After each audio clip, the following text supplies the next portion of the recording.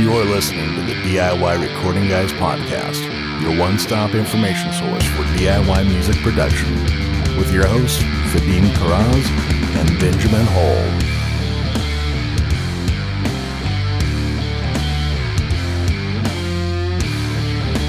All right, welcome to another episode of the DIY Recording Guys podcast. I'm Vadim from Comfrog Recording.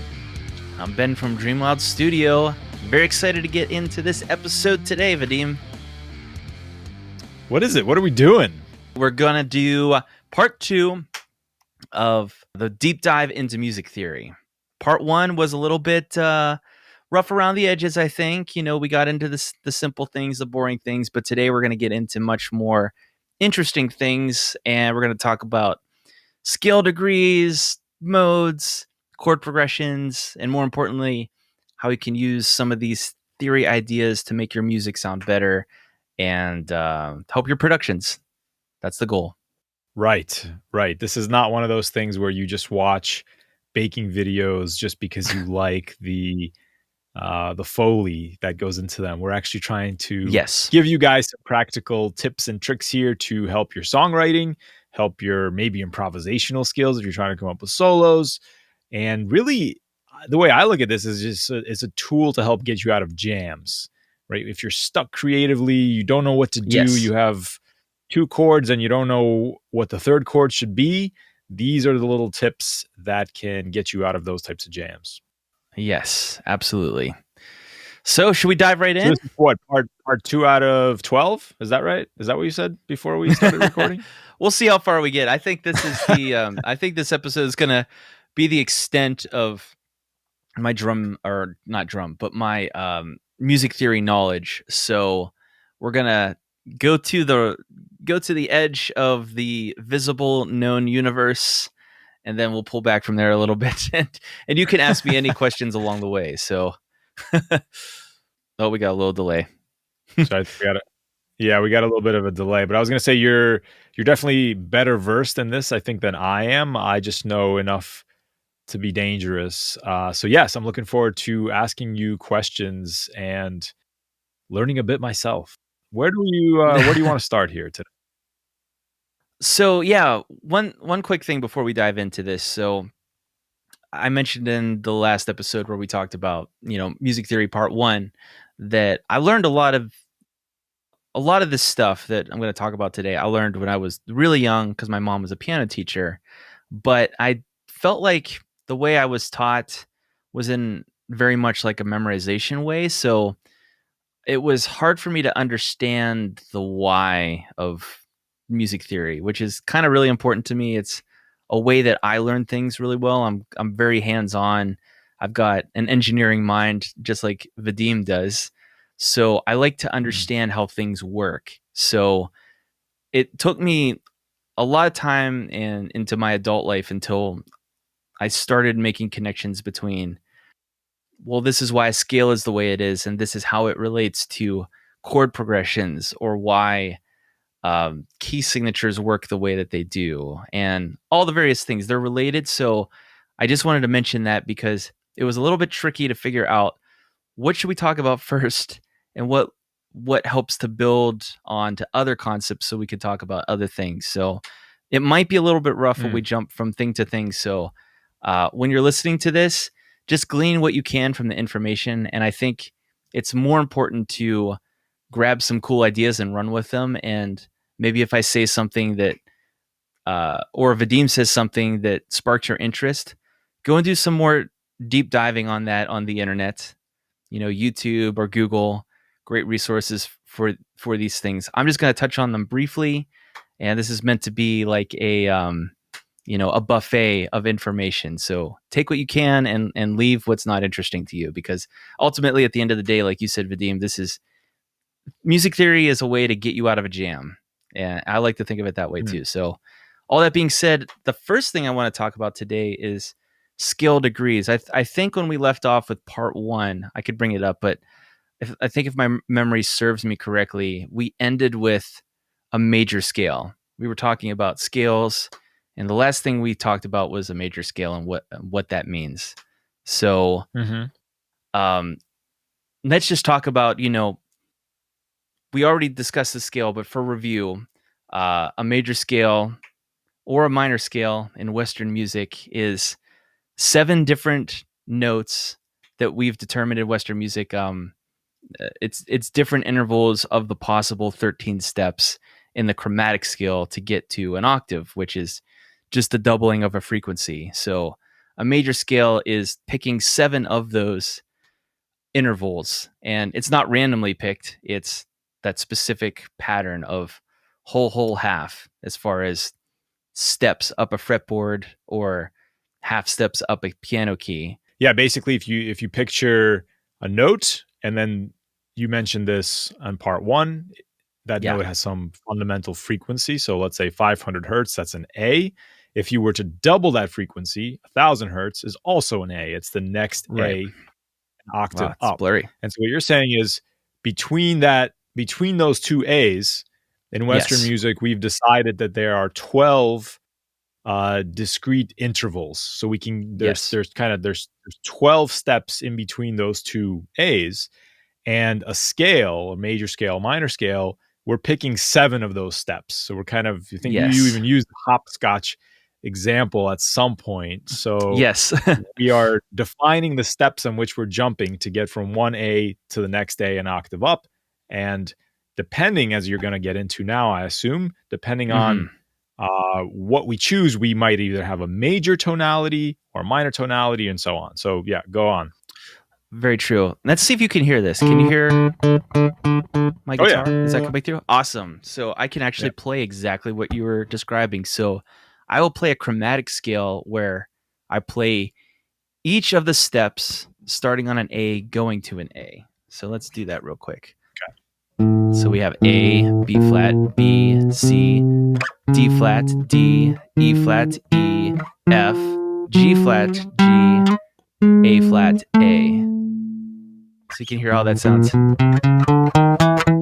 That's not it is a scale, but it's not a musical scale. It's very mechanical. But a major we call the scale, chromatic scale. So you're playing all the steps. Exactly. Like all 12. Yeah. So a major scale is doing that pattern we talked about. Whole, half, whole, half, I believe is the steps. And whenever I say whole versus half step, a whole step is going 2 half steps, and a half step is just a single step. So whole step is skipping the next step in the scale, chromatic scale, and then a half step is the very next step up. So on a guitar, a half step is just 1 fret to the next fret. A whole step is you skip a fret. Exactly. Thank you. Okay. So I'll play a major scale for us real quick. And you guys, this will probably sound familiar to you. So this is an A major scale. Sounds very happy. Awesome. So each one of these steps, notes that I play, we call that a different degree of the scale, starting with the first degree, which is called the tonic or the root note of the scale, all the way up to the octave tonic, which is just the beginning of it's the scale starting all over again, but doubling the frequency. So I'll just go through this real quick because they obviously weren't that important to me. I know I learned these whenever I was a kid, the names of all of these. It's just interesting to know, but not helpful for music creation. But we'll go through each scale degree and what they mean and what the purpose of them is. So the first I mentioned is the tonic or the root note. The second degree of the scale, and this is a major scale we're talking about, is the supertonic. The third is the mediant. So the third is important because that determines if your scale or chord is a major or minor chord. And I'll show the difference whenever we get to a minor chord. The fourth is the subdominant. You'll often hear that called the perfect fourth. The fifth is the dominant or perfect fifth. You can have a augmented fifth as well, which is 1 half step up from that fifth. Or you could have a diminished fifth, which is a half step down from that. So let me play that relation to the root note again, because it's hard to hear just whenever I'm playing individual notes. So if this is my tonic root note for an A major scale starting on A, that dominant note, fifth degree of the scale, is here. So A, E. If I play an augmented, which is one half step up from that perfect fifth, we get that sound. Almost sounds like a suspended chord, but suspensions are different. And then a diminished chord, that's the really evil dungeon sounding chord. So we have root, diminished fifth. That's the Black Sabbath. Awesome. I call that the Black Sabbath interval. And okay, that's how I always remember it. And for the fifth, I always think of, if I'm trying to remember what the fifth sounds like, it's that elevator music thing where it's like da da da da da da da da da. You know what I'm talking about? Like, play that. Yeah. Yep. Perfect. That's how I recognize the fifth. And then the other one I think of is the half step is the Jaws theme song. Okay, but a minor second, right? Or just a half step away? Just a half step.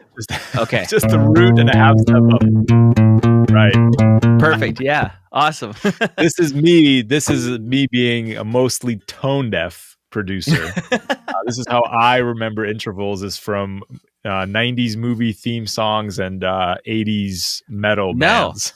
That's great. I remember when I was in college, I took a music class, and that was one of the things that they taught to remember intervals was think of your favorite songs and melodies that are associated with it. I think a really interesting one so let me go through the rest of the scale and then we'll talk more about that. But we were on the fifth, which is the dominant. The next one is the sixth, which is called the submediant.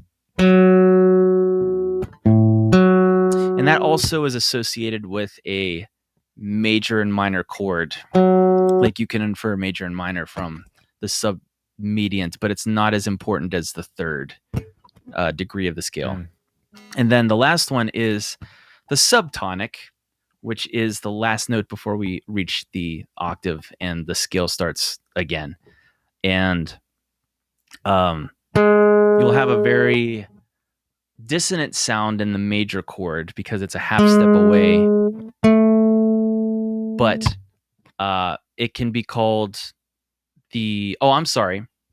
So the seventh degree of the scale is either called the subtonic if it's a dominant seventh like you have in a minor scale, or it's called the leading tone if it's in a major scale. So I'll play the difference so you can hear it. This is a dominant seventh. So we have A, and then that G is in a minor scale, but it is a whole step down from the root notes. In a major scale, we call that the leading tone because it's only a half step away from the root notes. So that sounds like this. Root, leading tone. Very pretty in its own way, but it's also a little dissonant as well. So one of the most easy ways to remember an octave is somewhere over the rainbow. Those first two notes, that's an octave. I think that the NBC theme is root sixth fourth. Let's see if I'm right. NBC, yeah, root sixth fourth. So that's a very unique one because it's hard to find melodies that take the root and the sixth into consideration. So if you always remember that NBC, you always know what a sixth interval away from a root note is. That's a fun one. But you could do that with any of these scale degrees if you guys care enough to learn those on the fly. Awesome. So that was the major scale that we talked about, and we referenced the minor scale a little bit as well. Let me play a minor scale really quick, and we'll talk about the relation with the relationship that the minor scale has to the major scale. So let me play, and I have a reason for doing this. Play the chord first. Okay. Play the seventh chords, just because I think back to back it's easier to hear them. The seventh chords? Yeah, right? Or triad, doesn't matter. Either way. Oh, okay. Let's do so we'll do a major triad. So this Yep. is an A major triad. Beautiful. Now let's play an A minor triad. And only one note in that changes, actually. It's the third degree of the scale, which I mentioned earlier, determines if a scale or a chord is major or minor. What is a triad?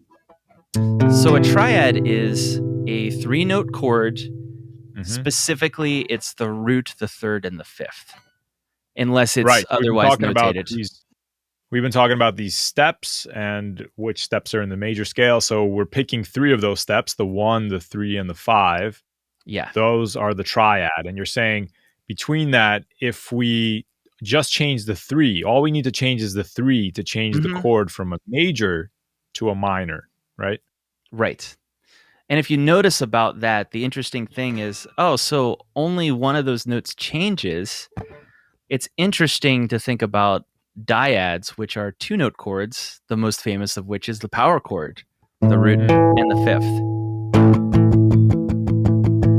And the awesome thing about power chords is that that's neither major or minor, so that a power chord works no matter what the key is. It could be a major key, it could be a minor key.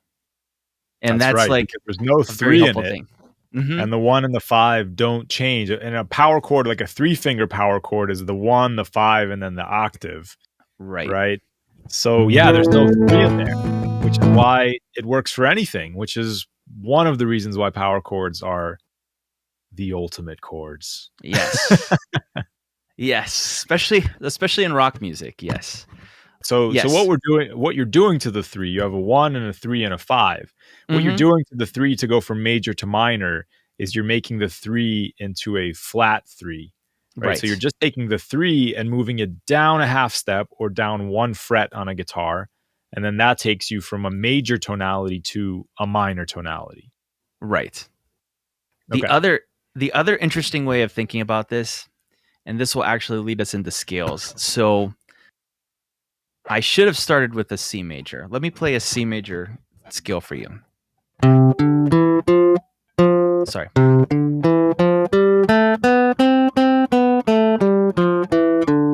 Okay, C major scale.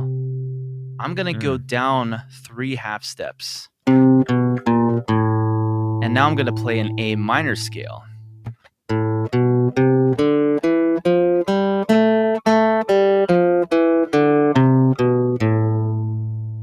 So the reason I did that is because the A minor scale is actually related to the C major scale, because the relative minor of a C major scale is an A minor scale. You're playing all the same notes that are in a C major scale, but you're just starting on the 6th note of that C major scale and playing all the notes in that key, which gives you this pattern of a minor scale, and it sounds sad. Yeah, bizarre, isn't it? It is very bizarre. So another thing that we can call that is a mode. It's a mode of a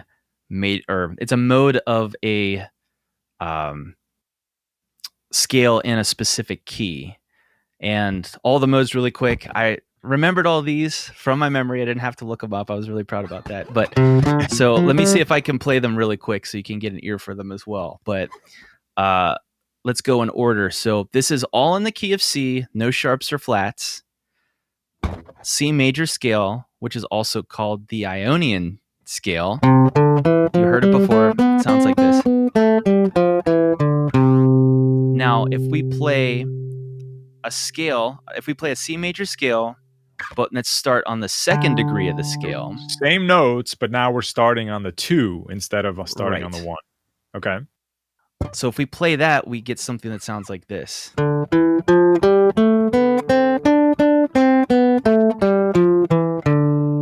it's kind of weird. It's like the first half is a minor scale and the second half is a major kind of scale.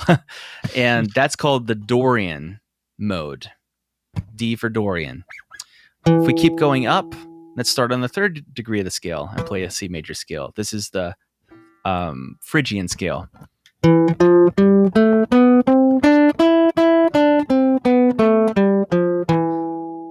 Same thing with the fourth degree, Lydian scale. And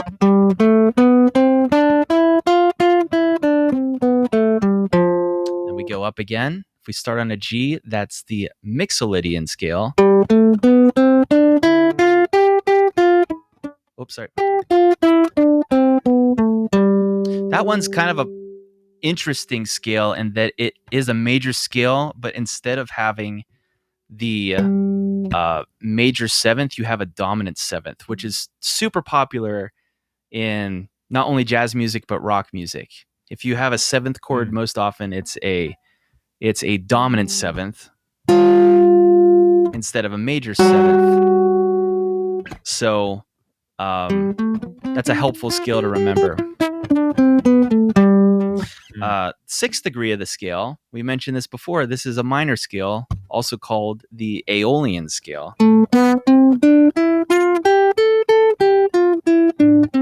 And that's its relationship to the major scale. There's only one more that's starting on the seventh degree, and this is called the Locrian scale. Oops, sorry.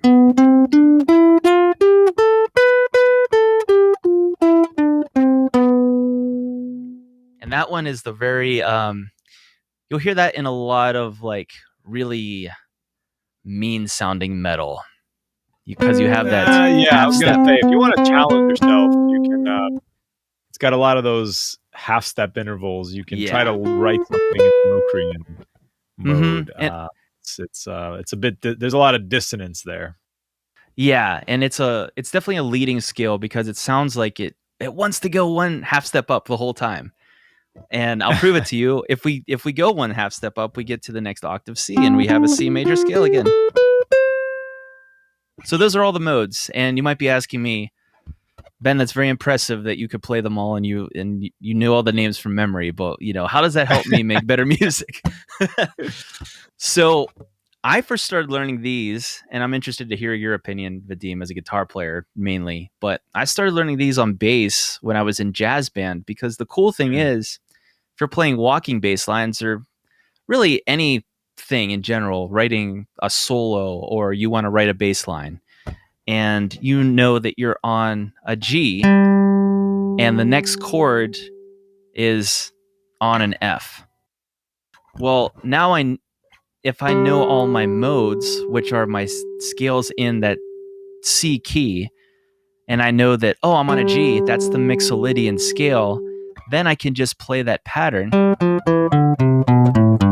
I can play that same pattern and go down until I get to that next chord note.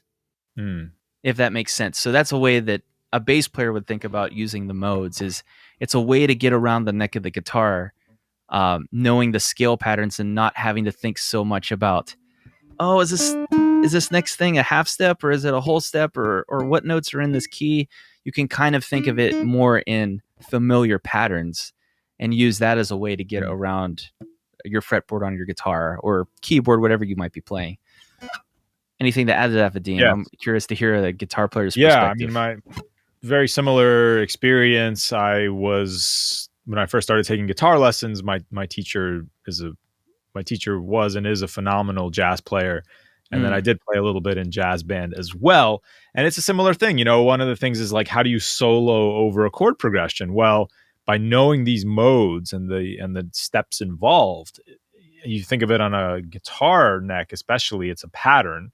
Well, it is on any instrument, but like you said, it's a shape or a pattern. Knowing those shapes or patterns and how to get from point A to point B, you can be a little more confident that you're going to play notes that won't cause anybody to look at you funny. And that's nobody ever let me solo in jazz band because it was all really snooty horn players. But I would play chords, and it was the same type of thing. It's like, well, do I play a dominant chord or a major chord or whatever? And also, if I want to throw in a little bit of a tension builder or something like that, knowing these modes and these shapes helps you kind of do that. But that we're talking about from an improvisational standpoint or kind of a playing live standpoint. I think the same type of thing applies when you're writing, right? the other thing you can do with these modes is they, like the major, minor, and the intervals we talked about, they kind of have their own moods, right? Or their own vibes. And so you can kind of make these types of decisions on like, I'm writing a sad song. I'm going to try to use a Dorian mode. And you could look up the notes and look up the shapes and look up the chords and try to kind of come up with something. And it's already going to give you almost like a template, right? Of like, it is a wistful song or a wistful grouping of notes, right? Yeah. And depending on the genre you're playing, like some of the intervals in these modes are not going to play well with your chord progressions. Right. But with that being said, you're going to open up a lot more flavors of possibility, especially with guitar solos and bass lines, if you know these modes rather than just kind of sticking to a simple pentatonic scale, which we'll get to.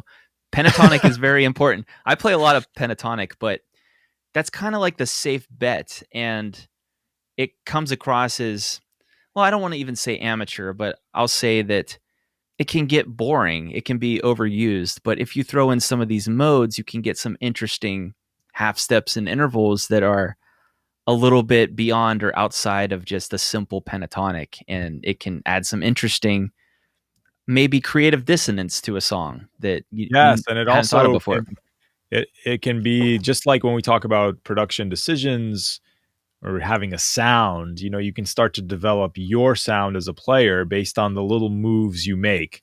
And if you listen to like famous guitarists, they all have their pet tricks and their pet intervals and their pet tones. And this is how you start to develop that, as opposed to just playing blues scales, the pentatonic blues scale, which again is what I do.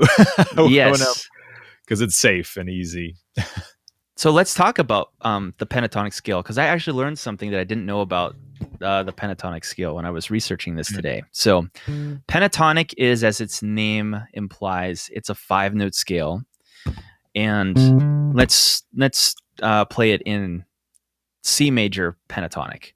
So it includes the first, second, third, fifth, and sixth intervals. So it's skipping the fourth and the seventh. So we don't have those intervals. Ones. Yes, exactly. But we have the first, second, third, fifth, and seventh, and that's what this sounds like on in C. So this is a C major pentatonic.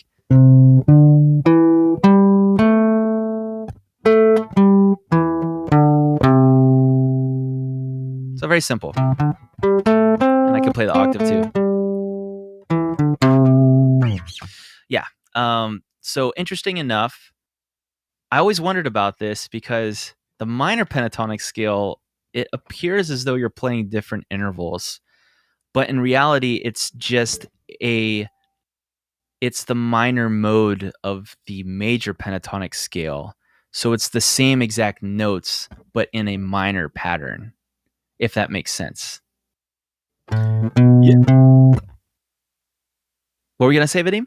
I was going to say that's exactly, if you look at these modes, this is again my little, because I'm such a half-assed guitarist, but this is what I would do if somebody says it's a major, like it's a C major, I know that I can go up a whole step from C to D. I can play a D pentatonic and get by, because the second mode is Dorian. That's kind of a minor mode.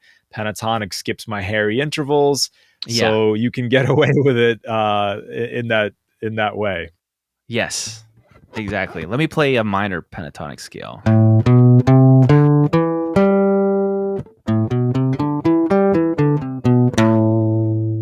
think that's correct.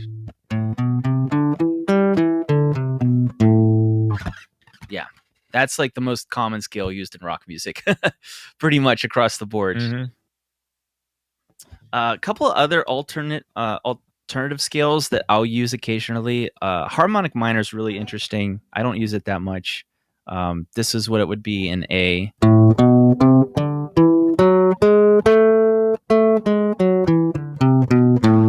So that one is literally, it's half minor and half major. So the first 3 notes, that's the pattern of a minor scale.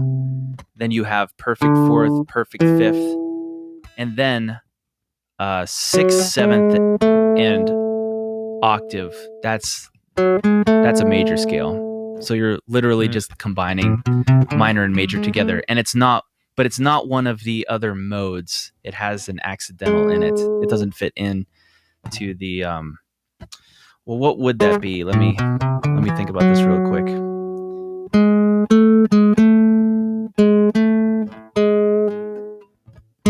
It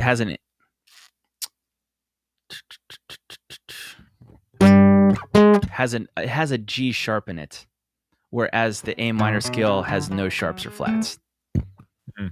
Right. Other ones are.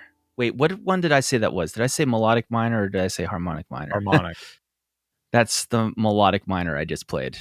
Melodic. I was wrong. Okay. That's the melodic minor. Yeah. The harmonic minor is a minor scale.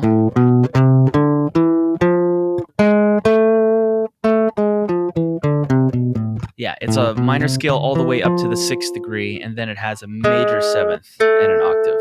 So the only difference is the 6th note of the interval. So let me play those back to back. Yeah, I'll get even more snake charmer. Just wait. So we have melodic minor once again, and harmonic minor.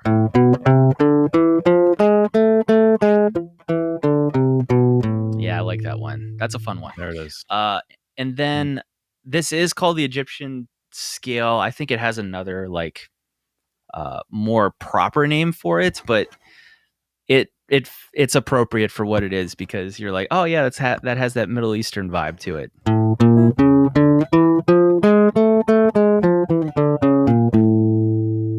So that one is you start on the root, it's a half step, major third, perfect fourth, and then that pattern repeats again on the 5th. It's fun. That's a cool one to put in there. And you can substitute, I think you can substitute those in those different minor scales. You could put them into a minor pentatonic progression. So instead of playing just like, just noodling around in that pentatonic, you can replace them with one of those melodic or harmonic minors and all of a sudden give your guitar solo or your bass playing like a interesting new flavor. Yeah, and you don't have to do a wholesale replacement. You could be playing a pentatonic and throw in a lick from one of those scales, and all of a sudden people will be like, "That's a cool cat," They didn't expect it. Yeah, I'm thinking of that Metallica song that starts with that guitar solo or the guitar lead. That's I think that's probably like a melodic minor of some kind that's in there, or it's Locrian with all the half steps mode. Mm-hmm. So that's just giving you ideas for how to think about I think the modes and scales. Kirk Hammett famously is like Dorian through and through, isn't he? Is he? Solos. I think he plays a lot of Dorian. Interesting. But anyway, yeah, that's some cool ideas that you can play around with leads that will sound a little bit different. It's a nice trick. Absolutely. Okay, so the next thing I want to talk about today is kind of let's talk about triads again. So we mentioned major and minor triads. So if we want to do an A major triad, root, major third, fifth. Then we have the minor triad, root, minor third, fifth. There's also two other common triad chords. Minor triad, diminished. All I did was lower the fifth there. Go back up to that. Right there. Yeah, there we go.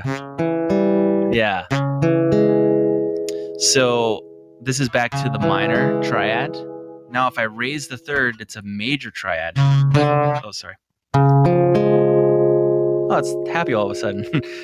And then we could do the augmented fifth, which is kind of more metal. Yeah, it could be. It's inquisitive. I think of like, oh, I'm asking a question. Augmented. It's funny how these like have associations with them. Yeah. Like feelings. Yeah. I don't know where that comes from. Is it built into humanity, or is it something we pick up from There's an listening to interesting music? exercise I remember my guitar teacher had me do where we were playing like Locrian or something like that, and we did it for like 20 minutes. I don't know, he was playing a progression and I was trying to like just play notes that are in the Locrian mode, which again, as we said, it's super dissonant. And his point was, and it totally was true, after 20 minutes, I was used to it. And I was like, this sounds completely normal. And then a major scale right after that is like a shock to the system. It's kind of like Interesting. going into a room that smells a little bit funny, but like 15 minutes later, you don't notice it anymore. Somebody else Yeah. walks in, they're like, this room smells funny. And you're like, really? I had no idea. So when you I say believe like that. these things, is this like, are we born with it? I don't think so. I think it's just by nature of all the music we hear. Like, I think if you came down from Mars today, you're an alien, and all we played you was like the Locrian mode, and we were like, this is music, you'd be like, cool, this is music. And then like a major scale would sound really dissonant to you, I think. Yeah. That's my Well, guess. there is. I think you might be onto something, because there is some dissonance in a major scale. You have that half step from the seventh to the root. So that is a dissonant interval. So yeah, it's just all how you look at it. Cool. So yeah, let's talk about some chord types now. This is kind of, to me, the most interesting of music theory, and what to do with it, getting into chords and knowing how to build them. Or at least this really helps me a lot on guitar, because I don't know. I think when I first especially started learning acoustic guitar, I think I bought a poster that had like 20 different guitar chords on it. And I remember feeling overwhelmed, as in like, man, I've got to memorize all of these, and these aren't even all of the guitar chords.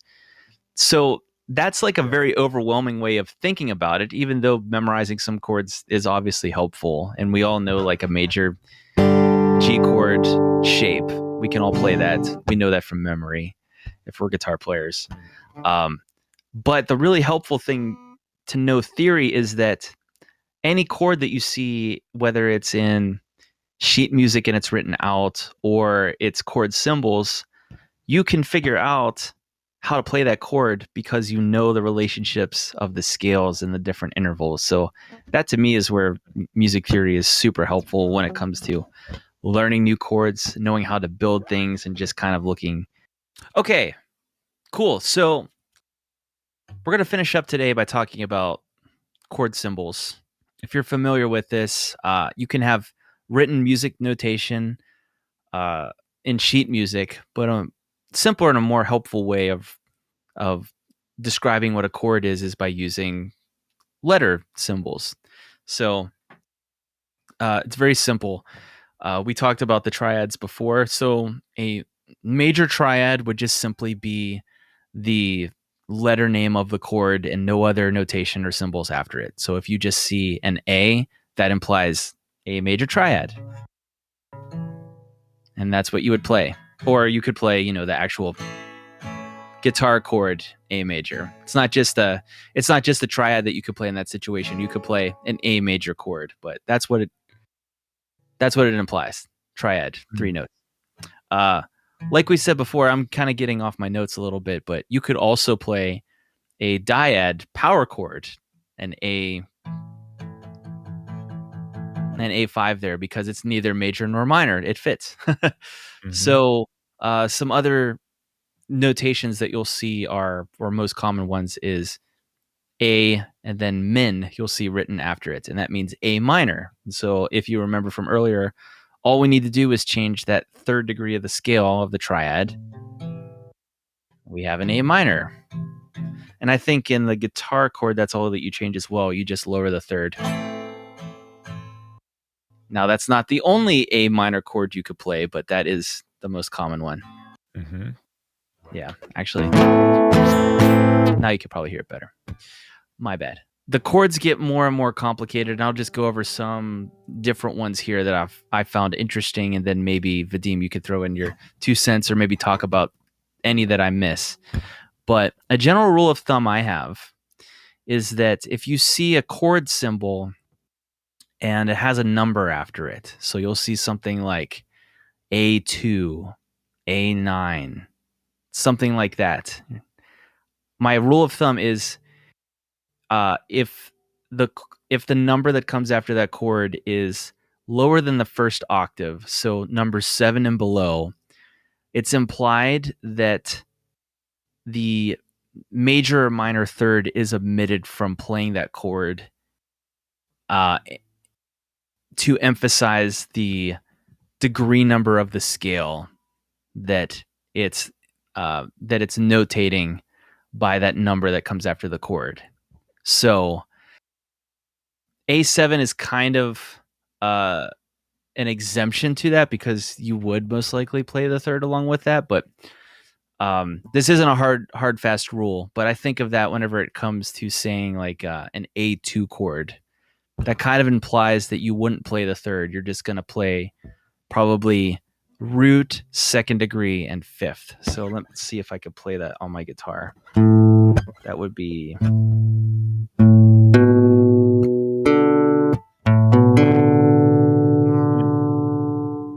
Because if you added that third in there, and I don't even think that I could do that on a guitar, you would have clashing notes right next to each other. It would just be too many, too much clashing, and that's differentiated from if you see a number that's above the octave of the scale or the 8th degree. So if you saw an A9, that kind of implies that the 9th degree of the scale is actually the second. It's just an octave up. So what it's implying is that you're adding that second degree of whatever scale you're playing on top of your major or minor chord. So if you saw something that said A9, that means play an A major triad and then add a B, which is the second degree of the scale, on top of your triad. So that would be... And then, yeah. Oh, can't reach it there. Actually, I can get it. Sorry. So that would be like an A9 chord. So that's kind of my rule that I've kind of developed from just seeing chords and interacting with them in the wild. But that's not a hard, fast rule. So don't hold me to that. So a couple other interesting things that are definitely useful. Suspension chords are very cool. So you'll see this written as, let's say a D suspension would be D sus 2 or D sus 4. So if we have a D chord, we just take that major third. So that's a D major chord. If we take that third degree of the scale and we raise it to the fourth, that's a D sus 4. And that kind of has that suspended feeling in air, I'm free falling type of thing. Yeah. And it implies that, that just wants to resolve back to the major chord. But you could also have, if you lower the third degree of the scale and play the second, you get kind of another pretty open chord sound. I like to use that on acoustic guitar a lot, where I'll play an A sus 2 chord instead of an A major chord at times. And that just kind of gives a different flavor. For clean sheet compositions, and this is what I would encourage people to maybe take away from this episode, it can be fun to pick one of these, let's say, modes or chords or whatever, and just tell yourself you're going to write a riff in Lydian mode. Look up what they are, not expecting anybody to remember them, although you certainly can if you practice them, but look up what they are, find the shape on your instrument, whether it's piano or guitar, and try to just write a riff in that using those notes, and you will quickly start to understand like what kind of vibe goes with those. And that can be something in your wheelhouse, but also it's a cool way to like write something different. Like we've talked in the past about tuning a guitar into a different tuning and how that lets you just come up with stuff you may have not thought of otherwise. This is the same type of like brain jarring exercise for me.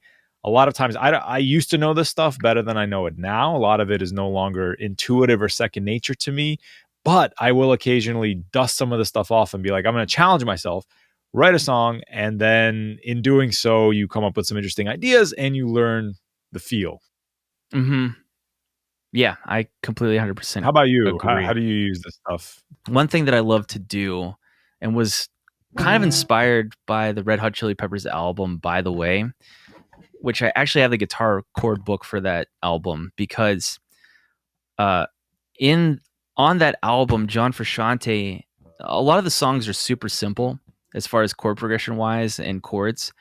But instead of playing the traditional chord shapes, he came up with all of these weird thumb chords and different inversions or ways of playing them. And I love it because it's just an interesting flavor on an otherwise basic or simple progression. And so I love doing that for guitar, especially since I'm not a guitar player. I'll think, okay, so I have like a diminished chord here or a major seventh chord. How can I play that on my guitar in a way that feels right and natural, or maybe adds an interesting voicing to it? So that's whenever I'll break out the theory knowledge and think of, how can I shape this guitar chord in a different way? The other situation that I'll use is for vocals. If I write a simple vocal melody and I know what key the song is in and I know my modes really well, I can play around with either auto-tuning my vocals so that they're like right on pitch, and then chopping up each of those notes and shifting the pitches around to be within the key. And so sometimes doing those kind of exercises, you can come up with melodies that you wouldn't naturally come to you just singing. Because sometimes, especially if you're not a vocalist like me, if it doesn't come naturally to you, sometimes you can get stuck into very simple, boring melodies. So a way to jar that up is to kind of leverage some of the mode and theory knowledge and come up with maybe more intricate or different intervals that you wouldn't naturally sing. And so I like just shifting them around and then hearing what that sounds like and then trying to replicate that back, if that makes sense. Yeah. Thank you for bearing with me on this theory journey. I know it hasn't been the smoothest because I'm not a music teacher, but it's fun to learn about this stuff and share my knowledge with all of you. And I know that I don't know everything, and there's probably people listening that are like, wow, that guy is very amateur, but it's been fun. Yeah. I mean, look, this is a deep topic. People spend years studying this stuff, and it's importantly not a prerequisite for recording or writing music. There's plenty of famous songwriters that don't know any of this stuff, but it helps to know it, just like it helps to understand what an EQ does and how to use it. You don't have to be an expert, but it helps to understand the basics. So I think this is another one of those tools. And if you're like me, you don't have to use the precision screwdriver. You can just use the pentatonic hammer and just hammer smash your way with power chords and pentatonic scales through any live situations you find yourself in. That's definitely been my MO. Yes. We've all been there, man. Yeah. Well, thanks for the overview. And I think it was a nice overview. And hopefully people aren't as intimidated by some of these notations. We talked about some of these chords. A lot of this stuff I feel like is needlessly complicated. Like there's a lot of names that sound very intimidating, but they're not, like the second degree of a scale is, what is it? I don't remember. The Subtonic, right? Yeah. It's like, that sounds really intimidating. That sounds like something out of a science fiction movie. Like I'm using my Subtonic drive to fly at 80% of light speed. Like, no, okay, it's just the 2.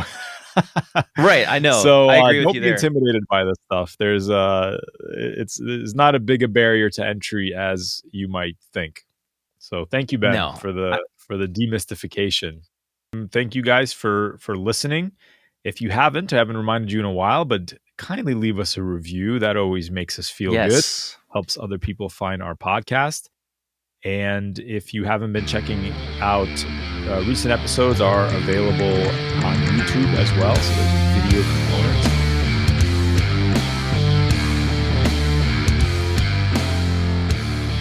If you're enjoying the podcast, take a minute to leave a rating wherever you like to listen to it, or share it with your friends on social media. Also, Benjamin and I are working engineers, and we love helping people turn ideas into finished productions. So if you're interested in working with one of us, or just want to discuss a project you're working on, reach out. You can find my work at calmfrogrecording.com, get me on Instagram at calmfrogrecording, or shoot me an email, vk@calmfrogrecording.com. And you can check Benjamin's work out at dreamloudstudio.com.